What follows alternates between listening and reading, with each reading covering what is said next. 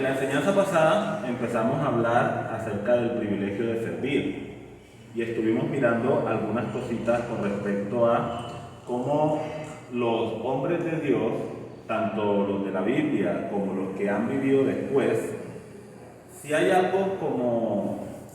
una manera en la que estos hombres se llamarían a sí mismos, es como siervos o esclavos del Señor Jesucristo. Estos hombres, quizá por otros, sean llamados de una o cierta otra forma, haciendo referencia a sus logros o virtudes. Sin embargo, el concepto que ellos tenían de sí mismos es que ellos eran siervos del Señor Jesucristo, ni más ni menos que eso.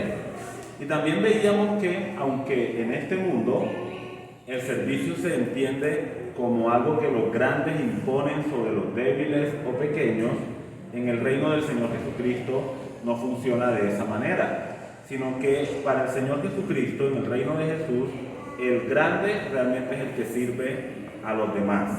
Y el ejemplo más alto que nosotros tenemos de eso es el mismo Señor Jesucristo, quien dice la palabra de Dios que estando en forma divina, descendió de esa forma divina, se despojó a sí mismo, tomó la forma humana, tomó la forma de siervo y nos sirvió hasta el punto de ir hasta lo más bajo, que es sufrir una muerte como si fuese un criminal, como si fuese un delincuente, como si fuese un pecador, por amor a cada uno de nosotros.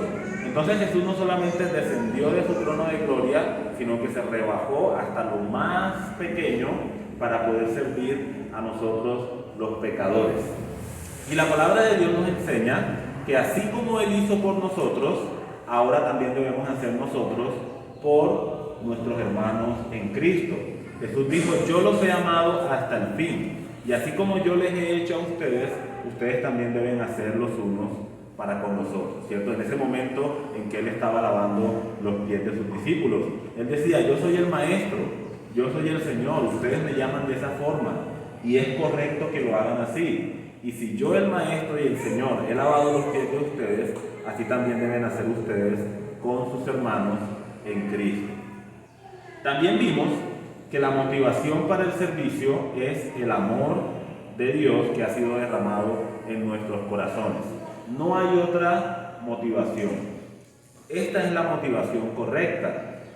Primera de Corintios 13 nos decía que incluso si yo estoy dispuesto a dar mi cuerpo para ser quemado, lo cual es un acto que, si lo vemos a simple vista, puede ser algo loable, pero si yo no tengo amor, si la motivación para ese acto no es el amor, entonces no sirve absolutamente de nada. Es vacío y es completamente inútil.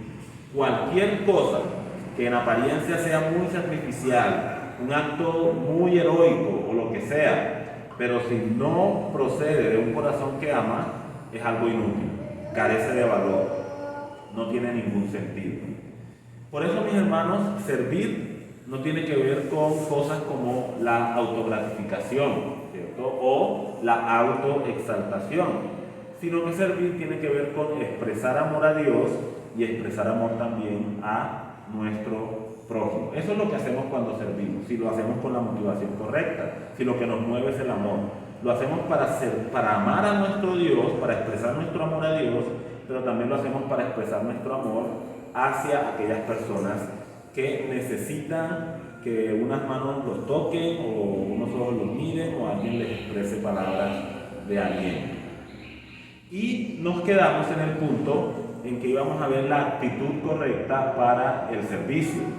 Y yo les di algunos versículos la semana pasada para que los estuviésemos mirando y de esos versículos pudiésemos descubrir cuáles eran las actitudes que la palabra de Dios nos muestra respecto a el servicio. ¿Cómo debe ser nuestra actitud a la hora de servir? No son todos los versículos de la Biblia sobre este área, pero creo que sí son algunos versículos que nosotros debemos tener en cuenta en relación con nuestra actitud cuando nosotros estamos sirviendo. Vamos a ir mirándolo uno por uno y yo voy a pedirles que me ayuden identificando esas características que debe tener nuestra actitud cuando servimos al Señor. El primero de ellos era 1 Samuel, capítulo 12, versículo 24. Yo lo voy a leer y ustedes me ayudan con la característica.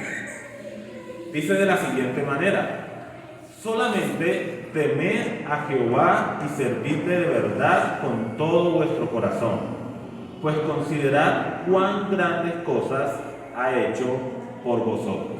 ¿Cuál sería la actitud que debemos tener a la hora de servir según ese versículo? Servir de verdad, ¿cierto? O en otras palabras, con sinceridad. ¿Se puede servir con falta de sinceridad? Por supuesto, ¿cierto? Cuando el servicio no procede de un deseo de agradar a Dios, sino que oculta o esconde actitudes como la autogratificación o la exaltación. En ese caso, no es un servicio sincero, sino es un servicio buscando algún beneficio, sea fama, sea honor, sea reconocimiento. Entonces, cuando vamos a servir a nuestro Dios, debemos hacerlo de verdad, con sinceridad, con un corazón genuino y no un corazón que oculta cosas indebidas. Vamos a mirar otra actitud. Lucas capítulo 6, versículo 32.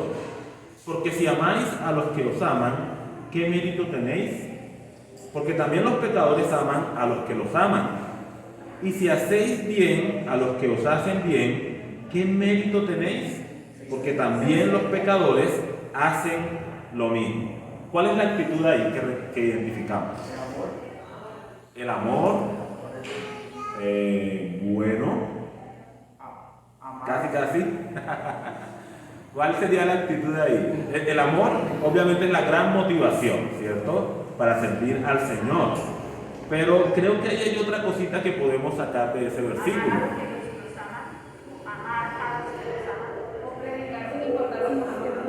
Correcto, ¿cierto? Y eso se conoce como, o se llama como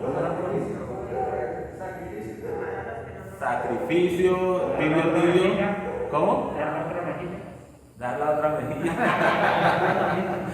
No, ya ustedes lo han dicho, pero estoy buscando como una palabra que resuma lo que están expresando. Sí, esa es la regla de oro, ¿cierto? El segundo gran mandamiento de la ley. Bueno, ustedes lo han dicho, les voy a ayudar. Es desinteresadamente, ¿cierto? Desinteresadamente. Hermanos, servir no es una negociación. No es yo hago esto para ti, para que luego tú hagas esto para mí. Yo te doy esto para que luego tú me des a mí esto. Eso es lo que hacen las personas en el mundo. En el mundo nadie da nada de gratis. Nadie hace algo sin la intención de ser recompensado o recibir un pago por lo que está haciendo, en diferentes formas. Pero en el mundo no se da nada sin esperar que se reciba algo a cambio. Pero ahora tenemos el ejemplo de Cristo, que nos enseña que debemos amar aun cuando la persona a la que nosotros amemos no lo merezca o nosotros consideremos que no lo merece, y que debemos dar y debemos hacer el bien a las personas aunque esas personas jamás nos vayan a pagar por lo que nosotros estamos haciendo en favor de ellas. La única persona en la que debe estar nuestra mirada cuando nosotros estamos sirviendo a alguien o estamos haciendo bien a los demás es el Señor Jesucristo. Esa es la única mirada que nos interesa. Y la recompensa que procede de Él es la única recompensa que nos interesa a aquellos que servimos a Dios con una actitud correcta en nuestros corazones.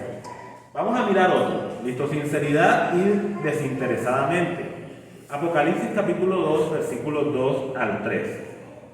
Dice de la siguiente manera: yo conozco tus obras y tu arduo trabajo y paciencia. Ahora, ¿cuál debe ser la actitud aquí con la que debemos servir al Señor? Paciencia es una de ellas, correcto. Y esfuerzo, ¿cierto? Esfuerzo. Fíjense lo que dice el versículo: tu arduo trabajo, ¿cierto? Un trabajo es forzado. Y ese trabajo esforzado también debe ser un trabajo hecho con paciencia, ¿cierto? Con paciencia. Ahora, ¿por qué es necesario que sea esforzado y que sea paciente? Porque, hermanos, servir al Señor cuesta. Servir al Señor es demandante, en el sentido en que va a requerir de nosotros tiempo, energía, disposición, va a requerir que nosotros demos un esfuerzo a la hora de hacerlo. Todos los hombres de la Biblia dan testimonio de esto. Demanda sacrificio de nuestra parte. Y nosotros debemos tener una actitud de hacerlo con esfuerzo, con trabajo, porque estamos sirviendo nada más y nada menos que a nuestro Señor y Dios Todopoderoso. Y la paciencia es necesaria porque a veces nosotros pensamos que al realizar alguna labor o al realizar algún trabajo, vamos a cosechar el fruto de ese trabajo rápidamente. Pero nosotros sabemos que las cosas no funcionan de esa manera. Cuando un labrador ara la tierra, esta persona tiene que sembrar, ¿cierto? Y tiene que esperar con paciencia las lluvias y que ese fruto germine y que dé una cosecha abundante. Las cosas no suceden de una manera automática. Ahora, sabemos que la recompensa proviene del Señor, no de los hombres, pero trabajamos arduamente y somos pacientes para esperar del Señor a su debido tiempo, en su momento, el fruto de la labor que se está desempeñando para su gloria y para su honra. Efesios capítulo 6, versículo 6, dice de la siguiente manera: no sirviendo al ojo, como los que quieren agradar a los hombres, sino como siervos de Cristo, de corazón, haciendo la voluntad de Dios. ¿Cuál es la actitud aquí que debemos resaltar? El servicio debe ser como si estuviésemos sirviendo al Señor, no mirando que el hombre sea lo que hace. Correcto. Es como sirviendo al Señor y no sirviendo a los seres humanos. Pero aquí hay una frase clave, una frase clave que debemos también resaltar, y es el término que usa el apóstol Pablo: no sirviendo al ojo, ¿cierto? ¿Al ojo de quién? Del hombre. Al ojo del hombre, ¿cierto? Entonces, cuando los hombres me están viendo, soy diligente, me esfuerzo, trabajo duro, soy paciente, pongo cara de ponqué, ¿cierto? Cuando los hombres me están viendo. Pero, y cuando no, entonces somos descuidados, no somos diligentes, no nos esforzamos, ¿cierto? No sirviendo al ojo, porque los que sirven al ojo quieren agradar a los seres humanos, pero los que no sirven al ojo, el enfoque que tienen es agradar al Señor Jesucristo. Entonces, la actitud del corazón debe ser no sirviendo al ojo, sino como siervos de Cristo, como alguien que quiere agradar al Señor Jesucristo. Vamos a ir al Salmo 100, versículo 2, y ahí vamos a encontrar otra. Dice de la siguiente forma: servid a Jehová con alegría, venid ante su presencia con regocijo. ¿Cómo debe ser la actitud? Ahí está fácil, ¿cierto? Ahí está fácil. ¿Cuál es? Gozoso, ¿cierto? Con gozo debemos servir al Señor. ¿Qué tal nosotros sirviendo al Señor de mala gana, enojados, cansados, aburridos, haciendo las cosas porque nos toca? ¿Ese será un servicio agradable para nuestro Dios? Evidentemente no. Cuando nosotros servimos al Señor, debemos hacerlo con alegría, con alegría. Yo les colocaba la semana pasada el ejemplo del burro, que por un tiempo hacía bien su trabajo, pero llegó un momento en que empezó a decir: todo yo, siempre yo, ¿cierto? Mejor pongan a este o mejor pongan a aquel. El burro perdió la alegría de servir. Hermanos, nosotros debemos servir a Dios con gozo, debemos servir a Dios con alegría. Y algo que nos ayuda a que nosotros veamos el servicio de esa manera es recordar que servir al Señor es un privilegio que nosotros hemos recibido de parte de Él. Es un privilegio, hermanos, el poder servir al Rey de Reyes y Señor Supremo de toda la creación. Es un privilegio, una bendición que el Señor nos ha concedido el servir. Así que cuando estemos delante de la presencia del Señor, en cualquier área, en cualquier momento en que nosotros tengamos que desarrollar algo para Él, hagámoslo con alegría, porque el Señor es digno de esa actitud de nuestro corazón. Hebreos capítulo 12, versículo 28. Así que, recibiendo nosotros un reino inconmovible, tengamos gratitud y mediante ella sirvamos a Dios agradándole con temor y reverencia. ¿Cuál es la actitud del corazón aquí? Temor y reverencia, correcto, sí. Debemos hacerlo reconociendo que Él es Dios, que Él es el Señor y que es digno de un trabajo bien hecho, ¿cierto? Para su gloria. Pero además hay otra actitud ahí que debemos identificar. Gratitud. ¿Cuál es una de las actitudes más agradables para nosotros servir a nuestro Dios? Yo creo que es la gratitud. ¿Gratitud por qué? ¿Qué ha hecho el Señor por nosotros? Prácticamente nada, ¿verdad? Más bien, absolutamente todo. Ha dado su vida por nosotros, descendió de gloria y se humilló hasta lo sumo, donde no tenía que hacerlo, por amor a nosotros. Y ahora en gratitud, no como pagándole a Dios por lo que Él hizo por nosotros, porque es imposible. ¿Qué podemos nosotros ofrecerle a Dios?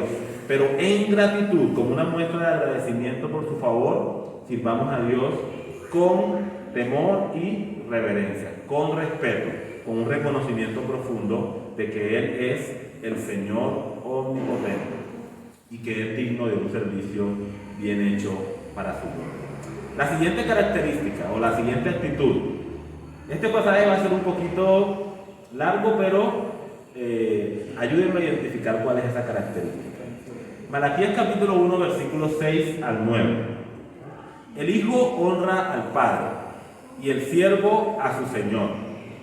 Si pues yo soy padre, ¿dónde está mi honra? Y si soy señor, ¿dónde está mi temor? Dice Jehová de los ejércitos a vosotros, oh sacerdotes, que menospreciáis mi nombre. Y decís, ¿en qué hemos menospreciado tu nombre?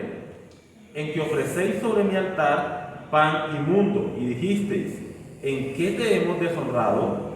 En que pensáis que la mesa de Jehová es despreciable. Y cuando ofrecéis el animal ciego para el sacrificio, ¿no es malo? Asimismo, cuando ofrecéis el cojo o el enfermo, ¿no es malo? Preséntalo pues a tu príncipe. ¿Acaso se agradará de ti o le serás acepto? Dice Jehová de los ejércitos. Ahora pues, orad por el favor de Dios, para que tenga piedad de nosotros. Pero, ¿cómo podéis agradarle si hacéis estas cosas? Dice Jehová de los ejércitos. Fíjense en la reiteración. Jehová de los ejércitos, ¿cierto? O sea, el Dios grande y omnipotente es el que está hablando. Ahora, ¿cuál sería esa actitud que debe imperar en nuestros corazones cuando servimos a nuestro Dios? Dándole honra y lo mejor, ¿cierto? Lo mejor. Yo lo resumiría en excelencia cuando nosotros servimos al Señor. No perfección, porque ninguno de los que estamos aquí delante somos perfectos en ninguna manera. No podemos de ninguna forma hacer cosas que sean perfectas. Sin embargo, sí podemos ofrecerle a Dios excelencia. Reconociendo que es gran rey, rey soberano, podemos darle a Dios lo mejor, de lo mejor, de lo mejor, de lo mejor, de lo mejor. Fíjense en la pregunta que el Señor hace a estos sacerdotes que estaban ofreciendo no según lo que Dios había dicho, sino según lo que a ellos les parecía que en su concepto sería lo que Dios merece y lo que Dios debe recibir. Los hace cuestionar, ¿cierto? Y les pregunta, ese sacrificio, ese animal que tú estás ofreciendo para el sacrificio, ¿lo ofrecerías a un príncipe? ¿Lo ofrecerías a los gobernantes, por ejemplo? Y la respuesta de la conciencia del ser humano inmediatamente iba a ser, obvio no. Si yo le llevo este animal patiquebrado o enfermo a mi príncipe o al gobernante, seguramente no lo va a recibir. Lo va a considerar como algo despreciable. Entonces la pregunta es, ¿por qué le ofreces cosas a Dios que no le ofrecerías a una persona en la que tú tienes la consideración de que es una persona importante o que merece algún tipo de reconocimiento? ¿Por qué si se lo ofrecerías a Dios? Y hermanos, esta es una pregunta que también debemos trasladarnos a nuestras vidas hoy en día. A veces en lo que tiene que ver con el mundo hacemos nuestros mejores esfuerzos. Damos lo mejor de nuestro tiempo, de nuestras energías, de nuestras palabras, de nuestros pensamientos y hacemos lo mejor para servir a simples seres humanos. Y no estoy diciendo que no lo hagamos, pero saben, a veces cuando vamos a nuestro Dios, pensamos de alguna manera que a Dios podemos darle cualquier cosa y Dios lo va a recibir. A Dios no le importa. Pero hermanos, cuando nosotros servimos a nuestro Dios, el servicio que nosotros ofrecemos para Él debe ser un servicio con excelencia. Dios le había dicho al pueblo de Israel, cuando tú vas a sacrificar un animal, tiene que ser un animal perfecto, sin defecto. Y ellos estaban pensando, Dios no se va a poner bravo, Dios va a entender, Dios reconocerá o Dios lo aceptará. Dios lo que quiere es que nosotros le ofrezcamos lo que podamos. Hermanos, la respuesta de Dios es, yo soy el Rey soberano de toda la creación. No me vengas a ofrecer las obras de tu vida, de tu tiempo y de tus energías. Yo exijo lo mejor, porque yo soy gran Dios y mi nombre es alabado en toda la tierra. Así que hermanos, lo que vamos a ofrecer a Dios, hagámoslo con excelencia, porque Dios no se agrada de esa actitud de nuestro corazón. Dice el versículo 9, pero ¿cómo podéis agradarle si hacéis estas cosas? Y el objetivo del servicio es agradar a nuestro Dios y Rey soberano, no a ningún ser humano. Los seres humanos no importan, hermanos. A quien debemos agradar es al Señor. Siguiente característica, 3 de Juan, versículo 5. Amado, fielmente te conduces cuando prestas algún servicio a los hermanos, especialmente a los desconocidos. Ahí la actitud es fidelidad, ¿cierto? Fidelidad. Fielmente te conduces. Tiene que ver con constancia, con permanecer, tiene que ver con no cambiar lo que ese buen deseo de ayudar y bendecir a nuestros hermanos en Cristo. El servicio a Dios para beneficio de la iglesia debe ser un servicio fiel, ¿cierto? Constante, un servicio fiel. Y la última, mis hermanos, de estas actitudes, Gálatas capítulo 6, versículo 9. ¿Qué expresa este pasaje? No nos cansemos, pues, de hacer el bien, porque a su tiempo segaremos si no desmayamos. ¿Cuál es allí la actitud? Perseverancia, ¿cierto? Podríamos decir también paciencia, la que decía nuestro hermano Dios hace un rato, y constancia. Perseverancia, paciencia, constancia. ¿Saben? A pesar de lo que se ve alrededor, sigue haciendo el bien. Correcto. A pesar de lo que pase a nuestro alrededor. Hay una frase que se usaba mucho en un programa que yo veía cuando era niño. Un hombre decía, haz el bien y no mires a quién, ¿cierto? Creo que también aplica en este caso lo que está diciendo nuestro hermano Rosenberg. A veces nos distraemos de un servicio perseverante y constante por lo que nosotros vemos a nuestro alrededor. Es que los otros no hacen, ¿cierto? Y yo también me desanimo. O de pronto, como mencionaba hace un momento, no vemos el fruto rápidamente. Yo me desanimo. Hermanos, pero la invitación de la palabra del Señor es a que no nos cansemos, no desmayemos de hacer el bien. Quizás no nos van a recompensar aquí, quizás no vamos a recibir el fruto de nuestro trabajo aquí, quizás no vamos a ver los resultados aquí, quizás no nos van a agradecer por lo que nosotros estamos haciendo aquí, pero dice la palabra del Señor que a su tiempo segaremos si no desmayamos. Entonces seamos pacientes, seamos constantes en nuestro servicio para el Señor. Otra vez, mis hermanos, algunas de las actitudes que la palabra de Dios nos muestra que deben haber en nuestros corazones cuando servimos al Señor. Hermanos, el Señor es digno de que le entreguemos todo de nuestra vida, que lo hagamos de esta forma que estamos diciendo. Bien, hasta aquí, ¿qué hemos considerado? Primero, hemos tenido el máximo ejemplo de servicio que es el Señor Jesucristo. Hemos tenido la motivación correcta para servir, que es el amor y no otra cosa. Hemos dicho que servir implica rebajarse, ¿cierto? Humillarse y ponerse bajo la autoridad de otro. Y hemos dicho que la actitud correcta para servir son cada una de estas cosas que hemos mencionado hasta este momento. Ahora, quisiera pasar a otro aspecto del privilegio de servir que necesitamos considerar también el día de hoy.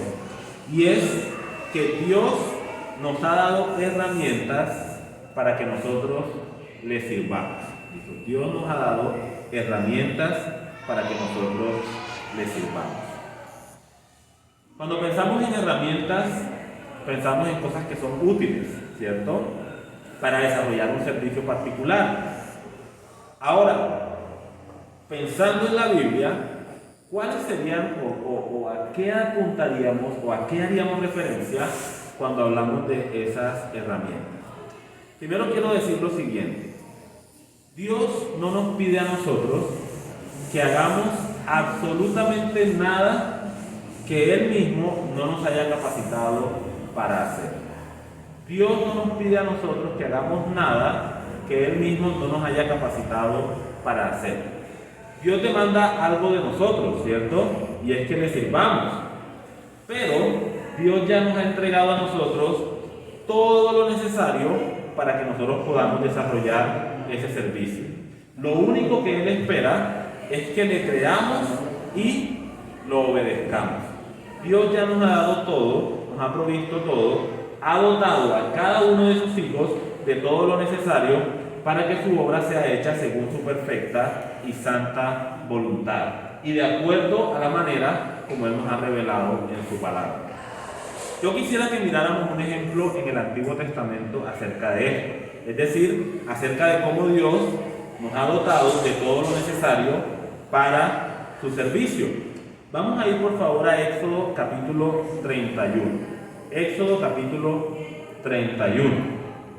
Y mientras buscamos este pasaje, permítanme darles un poquito de contexto.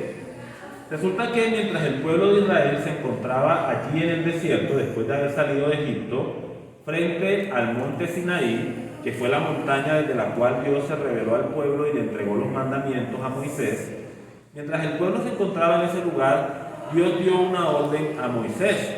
Dios le dijo a Moisés: necesito, Moisés, que me edifiques un tabernáculo. El propósito de ese tabernáculo era que Dios pudiese habitar en medio de los israelitas. Ese era su deseo.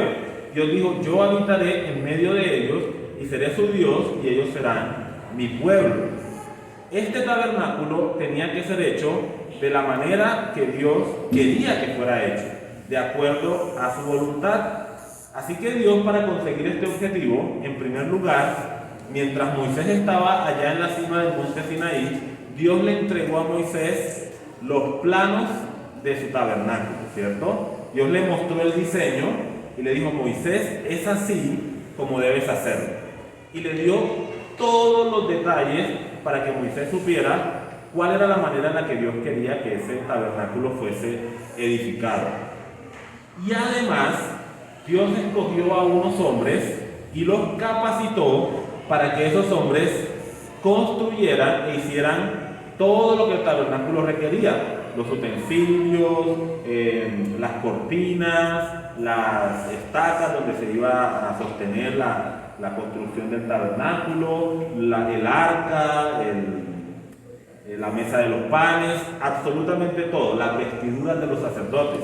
Dios capacitó a un grupo de personas para que lo hicieran. Entre esas personas se encontraba un hombre llamado Bezaleel y otro hombre llamado Aholiab. Vamos a leer el pasaje y vamos a verlo como la palabra del Señor nos lo muestra.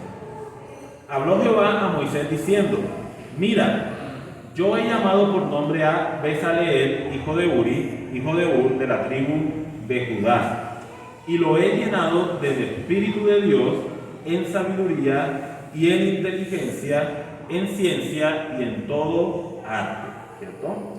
Dios escogió a Bezaleel, ¿y qué hizo Dios? Lo he llenado de mi espíritu. Y al llenar a Bezaleel de su espíritu, dice la palabra que Dios dotó a Bezaleel de sabiduría, inteligencia, ciencia y arte. ¿Para qué? para inventar diseños, para trabajar en oro, en plata y en bronce, y en artificio de piedras para engastarlas, y en artificio de madera para trabajar en toda clase de labor. Y he aquí que yo he puesto con él a Aholiab, hijo de Ahisamach, de la tribu de Dan. Y he puesto, fíjense que también con Aholiab, he puesto sabiduría en el ánimo, con él a Aholiab, hijo de Ahisamach, de la tribu de Dan. Y he puesto sabiduría en el ánimo de todo sabio de corazón, para que hagan todo lo que he mandado. ¿Sí? ¿Lo estamos notando? Yo he mandado a hacer esto, le he dado a Moisés instrucciones específicas de cómo hacerlo, y he capacitado a Bezaleel, a Aholiab y a todo hombre sabio de corazón para desarrollar el trabajo específico de la construcción del tabernáculo. El tabernáculo de reunión, versículo 7, el arca del testimonio, el propiciatorio que está sobre ella y todos los utensilios del tabernáculo, la mesa y sus utensilios, el candelero limpio y todos sus utensilios, el altar del incienso, el altar del holocausto y todos sus utensilios, la fuente y su base, los vestidos del servicio, las vestiduras santas para Aarón el sacerdote, las vestiduras de sus hijos para que ejerzan el sacerdocio, el aceite de la unción y el incienso aromático para el santuario. Harán conforme a todo lo que yo he mandado. Así que, hermanos, Dios escogió y capacitó a estos hombres. Es decir, Dios proveyó en estos hombres todo lo necesario para que su obra fuese hecha de la manera que Dios quería. Hermanos, Dios podría hacer lo que quisiera sin ninguno de nosotros. Él podría hacerlo perfectamente. Pero saben, Dios ha escogido hacerlo con nosotros, como sus colaboradores dentro de su obra. ¿Será porque Dios vio en nosotros alguna virtud, capacidad, inteligencia? Obviamente no. ¿Será porque Dios nos necesita demasiado? Obviamente no. La razón es simple, porque Él en su sabiduría, en su soberanía, ha querido hacerlo de esa manera. No es porque Dios nos necesite, sino porque Dios ha escogido hacerlo con nosotros como sus colaboradores. Así que lo primero que Dios hace es una obra en nosotros por medio de su Santo Espíritu, para luego hacer una obra a través de nosotros y cumplir sus buenos propósitos, utilizándonos como instrumentos en sus manos. Dios nos prepara, nos capacita, nos da su Espíritu Santo, pone en nosotros lo que Él requiere y luego nos envía a cumplir con una tarea o labor. Fíjense lo que dice un poquito más adelante en el capítulo 39. Vamos a ir hasta el versículo 42 y 43 del 39. Pasan algunos capítulos y en esos capítulos básicamente lo que la palabra de Dios hace es mostrarnos cómo Aholiab, Bezaleel y los otros trabajaron en toda la construcción de todo lo que Dios había pedido. Al final se completó la obra, se le presentó a Moisés como siervo de Dios y fíjense lo que Moisés dice: en conformidad a todas las cosas que Jehová había mandado a Moisés, así hicieron los hijos de Israel toda la obra. Y ahora Moisés hace una inspección y dice la palabra: y vio Moisés toda la obra, y he aquí que la habían hecho como Jehová había mandado, y los bendijo.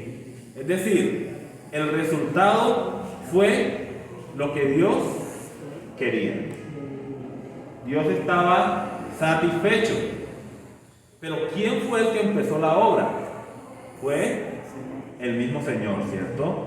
Poniendo su espíritu en estos hombres que luego usaron sus manos para construir y edificar todo lo que Dios había ordenado que se edificara. Así que, hermanos, Dios quiere usarnos a cada uno de nosotros y Dios ya nos ha dado su espíritu. a cada uno de nosotros. Si nosotros venimos al tiempo presente, eso ocurrió hace muchos siglos, mucho tiempo antes de la venida de Jesús. Pero si nosotros venimos al tiempo presente, al tiempo de la iglesia, la palabra de Dios también dice que Dios ha derramado su Espíritu Santo sobre nuestros corazones. Y mediante la presencia del Espíritu Santo en cada uno de nosotros, Dios nos ha dado dones para que nosotros pongamos al servicio de Dios y cumplamos con la tarea que Dios nos ha encomendado como iglesia del Señor Jesucristo. ¿Cuál es esa tarea que Dios nos ha encomendado como iglesia?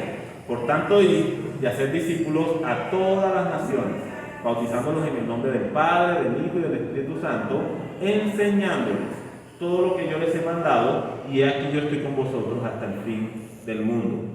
La tarea de edificar la iglesia, Dios nos ha llenado del Espíritu Santo para que nosotros seamos colaboradores de Dios en ese gran proyecto. Quien edifica la iglesia es el Señor Jesucristo. Obviamente, Él dijo: yo edificaré mi iglesia, pero en su gracia, en su bondad, a Él le ha placido ponernos a nosotros como instrumentos, colaboradores, para edificar también el cuerpo del Señor Jesucristo. Así que quiero invitarlos a que vayamos a 1 Corintios capítulo 12.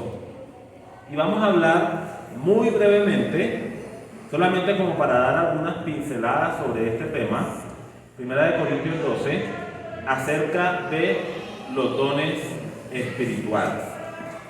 Ya no va a ser un estudio exhaustivo acerca de los dones, pero lo que quiero y mi intención al compartir sobre estas cosas es que entendamos, mis queridos hermanos, que cada uno de nosotros tenemos un papel y un rol que desempeñar como parte del cuerpo del Señor Jesucristo, y ninguno de nosotros deberíamos hacernos a un lado. Todos nosotros que hemos creído en el Señor Jesucristo y que tenemos la presencia del Espíritu Santo morando en nuestros corazones, hemos sido capacitados por Dios para servirle en su obra. Lo primero que nosotros vamos a ver aquí en 1 Corintios 12 es qué son los dones, ¿cierto? ¿Qué son los dones? Los dones espirituales me refiero. Y podemos decir que los dones espirituales son capacidades espirituales. La Biblia aquí utiliza la palabra carismata, que significa regalos de gracia. Son obsequios que Dios en su gracia ha dado a los creyentes, capacidades que Dios en su gracia ha dado a los creyentes para servir a Dios y servir al cuerpo de Cristo. Una de las mejores formas en las que nosotros podemos entender estos dones es comparándolos con los talentos, ¿cierto? Dones y talentos no son lo mismo, aunque tienen algunas similitudes. Por ejemplo, un talento, ¿qué es? Es una habilidad, ¿cierto? Una habilidad. ¿Qué son los dones? Son capacidades o habilidades que Dios ha entregado a los creyentes. Los talentos son habilidades que nosotros recibimos en el momento de nuestro nacimiento. Es decir, cuando Alejandro bebé vino a este mundo, ya en el paquete de Alejandro bebé venía una serie de habilidades, ¿cierto? De capacidades naturales que Dios me había dado y que en la medida en que crecía, obviamente tenían que desarrollarse, pero esas habilidades ya estaban ahí. Lo mismo con los dones espirituales. Cada uno de nosotros, cuando cree en el Señor Jesucristo y es regenerado o nace de nuevo, en el momento del nuevo nacimiento, cada uno de nosotros recibe también dones espirituales, se nos recibe esas capacidades. Ahora, ya lo he dicho, pero para especificarlo, los talentos son habilidades de nacimiento y son naturales. Los dones también son capacidades que Dios da en el nuevo nacimiento, pero son espirituales, ¿cierto? Los talentos naturales, los dones son espirituales. ¿Para qué sirven los talentos? Para desarrollar alguna labor que sea de provecho personal o incluso de provecho para mi familia y en consecuencia resulta en beneficio, redunda en beneficio de la sociedad. Pero cuando nosotros hablamos de los dones espirituales, han sido dados para provecho de la iglesia del Señor Jesucristo. Entonces, habilidades que se tienen en el nacimiento, que son naturales y que tienen algún provecho. Y los dones espirituales son capacidades que se reciben en el nuevo nacimiento, que son espirituales y que son para provecho de la iglesia. Hermanos, cada uno de nosotros ha recibido por lo menos una de estas capacidades espirituales para que nosotros sirvamos al Señor con ellas. Ahora, algo que vemos aquí en el pasaje, versículo 4, voy a invitarlos a que lo leamos allí, es la diversidad de estas capacidades o la diversidad de dones espirituales.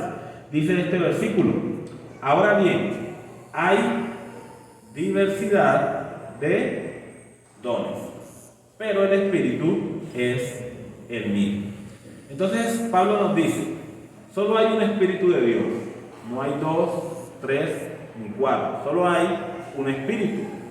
Y el Espíritu, que es quien otorga los dones, puede otorgar diversos dones a la iglesia, ¿cierto? Diversidad, variedad de dones. Hermanos, y la razón por la que tenemos diversidad de dones es porque en el cuerpo de Cristo todos esos dones o esas capacidades son necesarias para el correcto funcionamiento del cuerpo del Señor Jesucristo. Pablo dice que la iglesia es el cuerpo de Cristo, ¿cierto? Y al hacer esto, Pablo está haciendo una comparación entre el cuerpo humano y la iglesia del Señor Jesucristo. Así como el cuerpo humano tiene muchos miembros, muchas partes, y cada uno de esos miembros tiene una función, así dentro de la iglesia del Señor Jesucristo, cada miembro es una parte de ese cuerpo y cada miembro tiene una función basada en los dones espirituales que tiene que poner al servicio de los demás. No existe ningún miembro del cuerpo que no tenga una función, mis hermanos. No existe ningún miembro del cuerpo inútil, ningún miembro del cuerpo que no haya sido dotado por el Señor. Fíjense en el versículo 7. Pero a cada uno le es dada la manifestación del Espíritu para provecho. ¿Quién es cada uno? Cada uno de nosotros, ¿verdad?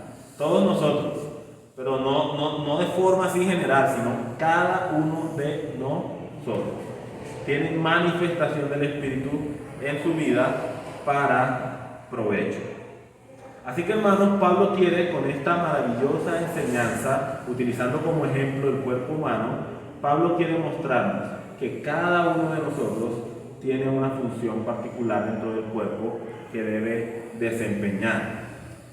Y este provecho, como lo estamos diciendo, no es para un provecho personal, ¿cierto? El versículo dice, manifestación del Espíritu para provecho.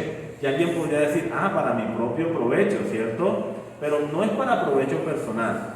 La manifestación del Espíritu es para provecho de la iglesia. Una pregunta de reflexión, pensando en el cuerpo humano. ¿Los miembros del cuerpo humano se sirven a sí mismos? Pensemos, por ejemplo, en un miembro, el ojo. ¿El ojo en el cuerpo humano se sirve a sí mismo? O sea, ¿él cumple la función de ver para sí mismo? No, ¿verdad? Realmente el ojo cumple una función para beneficio de todo el cuerpo. El ojo se beneficia de las funciones de los otros miembros del cuerpo. Por ejemplo, si de pronto le cae una pelucita, ¿cierto? Y empieza ahí el ardor, entonces viene la mano y ayuda al ojo a eliminar la pelucita. ¿La mano se está sirviendo a sí misma? Obviamente no. ¿El ojo se está sirviendo a sí mismo? Obviamente no. Pero cada miembro del cuerpo humano desarrolla una función para servicio de los otros miembros del cuerpo. La función que desempeñan es para provecho, pero para provecho de los otros. Ahora imaginemos que el ojo dice, yo no quiero servir al resto del cuerpo. Obviamente eso va a traer un desequilibrio, un desbalance a el cuerpo humano. De la misma forma sucede en el cuerpo del Señor Jesucristo, que es la iglesia. Ahora, otra pregunta de reflexión. ¿Puede un miembro del cuerpo escoger el rol y la función que quiere desarrollar? No, ¿verdad? ¿Qué tal que la mano diga, ¿saben qué? Me cansé de ser mano, ahora yo quiero ser ojo, cambiemos. Para acá. ¿Qué va a hacer ahí? ¿Qué va a pasar? Va a ser un desastre, ¿verdad? La función dentro del cuerpo de Cristo, nosotros no podemos escogerla de forma arbitraria. Fíjense lo que dice el versículo 11 de 1 Corintios capítulo 12. En el versículo 11 dice, pero todas estas cosas se está refiriendo a todos los dones que son mencionados en los versículos 7 y 10. Por ejemplo, se menciona palabra de sabiduría, se menciona palabra de ciencia, fe, sanidad, milagros, discernimiento, lenguas, interpretación de lenguas. ¿Sí? Una de las listas de dones que encontramos en la palabra se encuentra aquí. La otra se encuentra en Romanos capítulo 12. Pero fíjense el versículo 11. Todas estas cosas las hace uno y el mismo Espíritu, repartiendo a cada uno en particular como Él quiere. Así que los dones espirituales que nosotros hemos recibido no son los dones que nosotros hemos escogido, sino que los dones espirituales que hemos recibido son precisamente eso, cosas que hemos recibido de parte del Señor. En el momento que creímos en el Señor Jesucristo, Dios nos conecta con el cuerpo de Cristo, y en el lugar particular donde Dios nos conecta con el cuerpo de Cristo, Él nos capacita para que desarrollemos la función que Él quiere que nosotros desarrollemos dentro de la iglesia, no la función que nosotros quisiéramos desarrollar. Hermanos, y cuando nosotros no aceptamos el lugar que Dios en su sabiduría ha determinado que nosotros debemos aceptar, ¿saben? Traemos desbalance y hacemos daño al cuerpo de Cristo. Entonces, son diversos dones, pero hay unidad de propósito en ellos. Leamos también el versículo 12. Ya vimos en el 11 que quien los entrega es uno y el mismo Espíritu. Unidad. Pero el versículo 12 también nos dice, porque así como el cuerpo es uno y tiene muchos miembros, pero todos los miembros del cuerpo, siendo muchos, son un solo cuerpo, así también Cristo. Así como tenemos muchos miembros, pero solamente tenemos un cuerpo, así también el Señor Jesucristo, un cuerpo que es su iglesia y del cual todos nosotros hacemos parte. Y cada uno de nosotros, mis hermanos, conectados y trabajando en equipo dentro del cuerpo de Cristo, contribuimos a lo que el Señor está desarrollando, haciendo que cada uno de nosotros crezcamos y maduremos para ser semejantes al Hijo de Dios. Un solo propósito, muchos dones, pero un solo propósito: edificar el cuerpo de Cristo. No hay otro.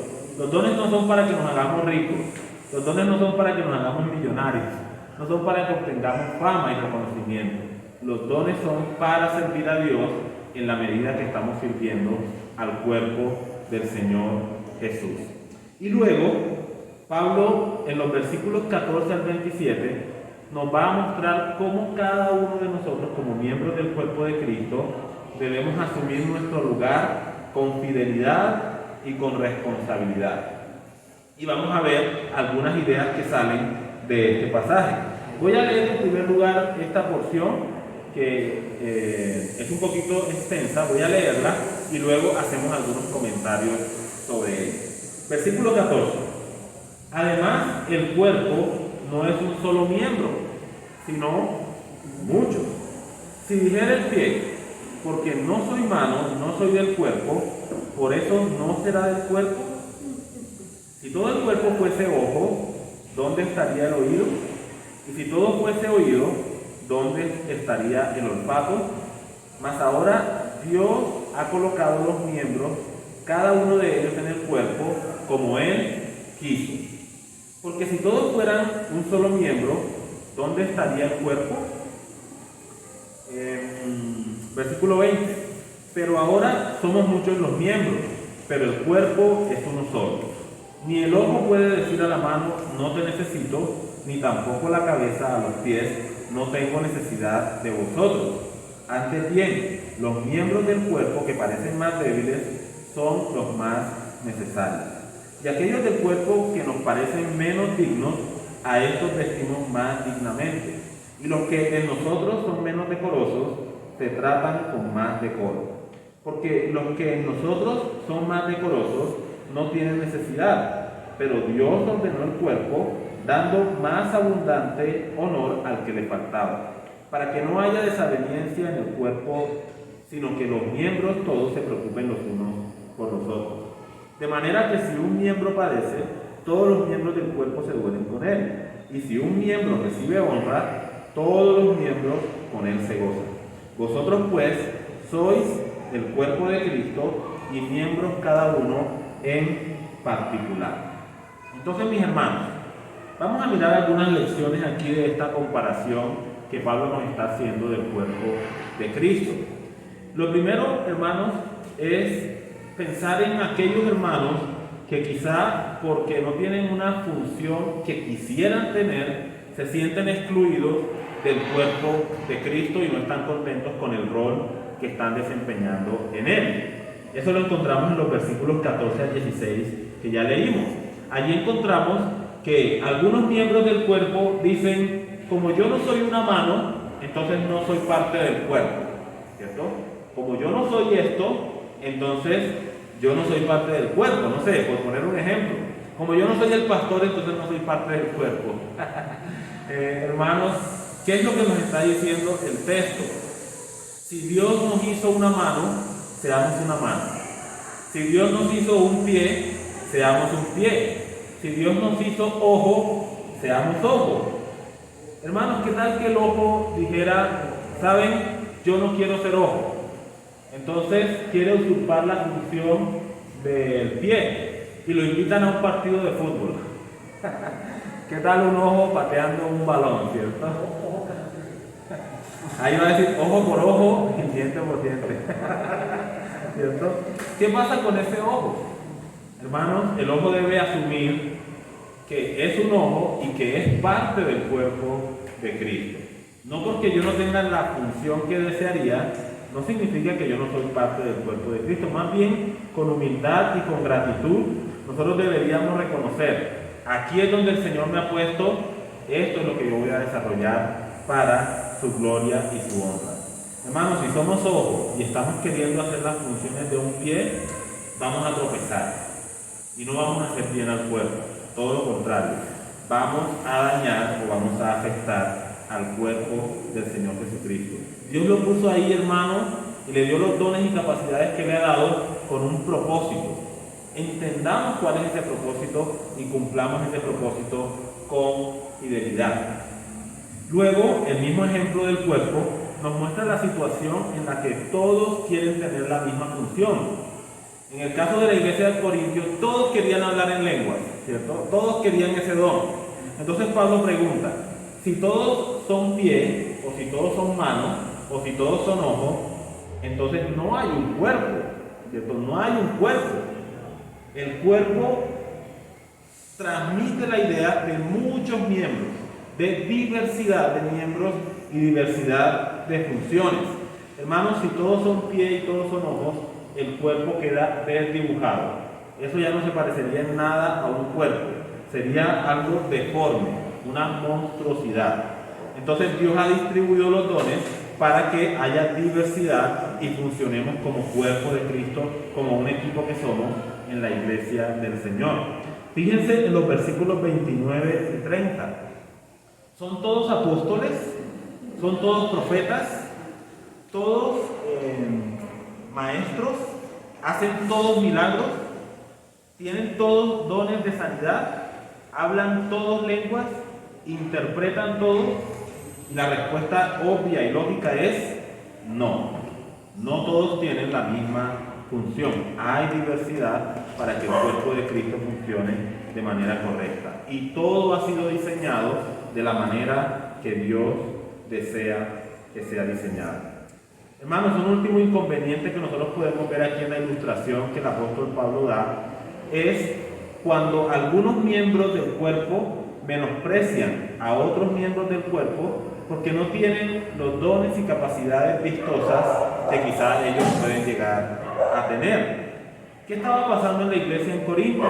Que como algunos tenían el don de lenguas, y esto era algo espectacular, ¿qué tal un día pararse delante de la congregación y empezar Urrazabalaya, ¿cierto? Eso es espectacular, eso llama la atención. Entonces una persona puede decir, yo tengo un don espectacular, y este pobre hermano, ¿cierto?, tiene simplemente un don de servicio, de menor categoría, de menor capacidad, de menor funcionamiento. ¿Saben, hermanos? La Biblia nos enseña que en el cuerpo humano, aquellos miembros del cuerpo que quizás no son los más vistosos o los más llamativos, tal vez son incluso los más importantes. Pensemos, por ejemplo, en el corazón, ¿cierto? En el corazón humano. ¿Qué función desempeña el corazón en el cuerpo humano? Una función vital, ¿cierto? Una función vital. Yo podría vivir sin un brazo, e incluso podría vivir sin un ojo, o incluso podría vivir sin los dos, o podría vivir sin otros miembros del cuerpo que son más llamativos y vistosos. Pero hermanos, ¿quién podría vivir sin un corazón? No me vayan a decir que la tecnología ya ha inventado corazones artificiales y todo eso, no. En el ejemplo básico, ¿quién podría vivir sin un corazón? Absolutamente nadie. Y nadie anda diciendo por ahí, oye, ese corazón que tú tienes tan lindo, ¿cierto? Mira cómo palpita. Nadie se da cuenta, ni siquiera lo notamos, a menos que seamos cardiólogos. No nos preocupamos por el corazón, muy a menudo. Y sin embargo, hermanos, es uno de los miembros del cuerpo más necesarios e indispensables dentro de la función que el cuerpo desarrolla. Así que, hermanos, quizás usted no sea el predicador más excelente o más llamativo, pero quizás es el corazón del cuerpo, ¿cierto? Que está bombeando sangre al resto de los miembros, porque está orando, porque está siendo fiel, porque está dando ánimo, porque está desarrollando una función que requiere mucho trabajo, quizás que es constante, que no es tan llamativa, pero lo está haciendo con fidelidad. ¿Sabe? Está contribuyendo a la edificación del cuerpo de Cristo. Está siendo un instrumento útil en las manos del Señor para la bendición del cuerpo de Cristo. Está siendo necesario dentro de la tarea de edificar la iglesia del Señor Jesucristo. Hermanos, no pensemos ni por un segundo en prescindir de esas funciones tan importantes que el Señor ha entregado en el cuerpo. Así que, ¿cuál es la lección? No es que ahora el corazón diga, ya me doy cuenta, sí soy importante y ninguno de estos podría hacer nada sin mí. Ese no es el propósito. El propósito es que cada uno de nosotros, seamos corazón, seamos páncreas, seamos estómago, seamos brazos, seamos ojos, seamos lo que sea, cada uno de nosotros dentro del cuerpo de Cristo deberíamos hacer nuestro trabajo con humildad, con amor, siguiendo el ejemplo del Señor Jesucristo, edificando a la iglesia del Señor Jesucristo, utilizando los dones y talentos que Dios nos ha dado y siendo instrumentos en manos de nuestro Dios. La iglesia necesita los dones de cada uno de ustedes para seguir funcionando mientras trabajamos para el Señor Jesucristo con humildad y con amor. Y vamos a concluir. ¿Qué es lo que hemos aprendido de todo esto? ¿Cuál es el punto de todo lo que nosotros hemos dicho y hemos querido transmitir con esta enseñanza acerca del privilegio de servir? Hermanos, cada uno de nosotros hemos sido equipados por Dios. ¿Justo? Cada uno de ustedes ha recibido el Espíritu Santo para desempeñar una función dentro del cuerpo de Cristo. Y la pregunta es, ¿lo estamos haciendo? ¿Estamos haciendo lo que el Señor nos ha mandado a hacer? Preguntémonos lo siguiente, pregúntese, ¿cuáles son los dones espirituales que me ha dado el Señor? ¿Los conozco? ¿Sé cuáles son esas capacidades? Si no sé cuáles son, si no sabe cuáles son esos dones, ¿por qué no lo sabe? De pronto no ha sido diligente en preguntarle al Señor, en buscar su guía y dirección, o quizá ¿por qué razón? ¿Por qué razón todavía no conoce sus dones espirituales? ¿Cuál es la razón para que todavía no haya identificado cuáles son las capacidades que Dios le ha dado y el rol que usted debe estar ocupando en la iglesia del Señor Jesucristo? Y si ya conoce cuáles son sus dones espirituales, ¿está siendo fiel en ponerlos al servicio del Señor en su iglesia? Está diciendo, Señor, ya yo sé lo que tú me has dado, sé cuáles son las funciones que tú quieres que desempeñe. Señor, mira, aquí estoy, con fidelidad, con entrega, voy a servirte para edificación de la iglesia del Señor Jesucristo. Hermanos, es una pregunta que necesitamos hacer. Y por supuesto debemos, con la ayuda del Señor, procurar encontrar la respuesta. Pero no olvidemos que es un privilegio servir a nuestro Dios. Así que, si no lo estamos haciendo, empecemos a hacerlo hoy mismo, con fidelidad, con amor y por gratitud, y con todas esas buenas actitudes que el Señor nos ha mostrado.